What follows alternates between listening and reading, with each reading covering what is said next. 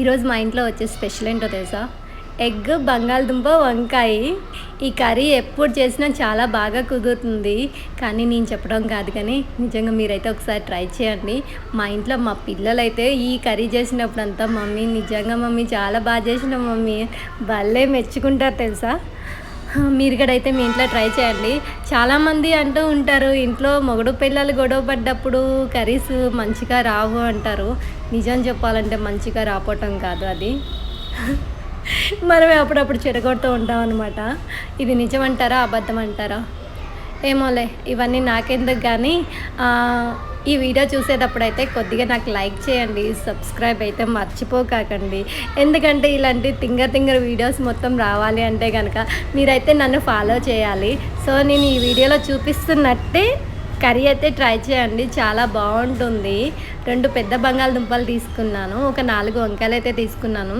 అదైతే వంకాయ ఒకటి సగమే ఉంది కదా, నేనే సగం కట్ చేసి పక్కన పడేసాను అనమాట. అల్లం వెల్లుల్లిపాయ అయితే రోట్లోనే నూరేసి వేసేసాను. అప్పటికప్పుడు ఫ్రెష్గా నూరి వేసుకున్నదే కూర చాలా రుచిగా ఉంటుంది. మనం చాలామంది ఏం చేస్తారు, అల్లం వెల్లుల్లి ఒకసారి నూరేసేసి ఫ్రిడ్జ్లో పెట్టేస్తారు ఒక వారం 10 రోజుల వరకు. అలా అయితే చేయకుండా ఉండటం అయితే బెటరు. ఎప్పటికప్పుడు దంచేసుకుంటే చాలా బాగుంటుంది కూరలు కూడా. టమాటాలు అయితే 3 తీసుకున్నాను. టమాటాలు 3 తీసుకుని దాన్ని మిక్సీలో వేసి ఇట్లా గుజ్జుగా అయితే పేస్ట్ లెక్క చేసినాను అనమాట. ఇవన్నీ కొద్దిగా మగ్గినాకైతే టమాటా నేను వేసినాను, చూసారు కదా. కొద్దిగా ఆయిల్ అయితే బయటకు వచ్చేంత వరకు ఉంచేసి ఒక 2 స్పూన్లు కారము, 1 స్పూను ఎగ్ మసాలా. సో నేను ఎగ్ మసాలా అయితే ఎప్పుడు వేయలేదు, ఈరోజు అయితే ట్రై చేశాను. అది కూడా షాప్లో వెళ్ళి తీసుకొచ్చినాను అనమాట. షాప్కి దేనికో వెళ్తే అక్కడ ఎగ్ మసాలా ప్యాకెట్ కనిపించింది. సో ఈరోజు వేసి చూద్దాంలే ఎట్లా ఉంటుందో టేస్ట్ అని చెప్పేసి వేసాను అనమాట. నిజంగా చాలా బాగుంది. కాకపోతే ఏ మసాలా అయినా మనం ఇంట్లోనే తయారు చేసుకుని వాడుకోవటం బెటరు.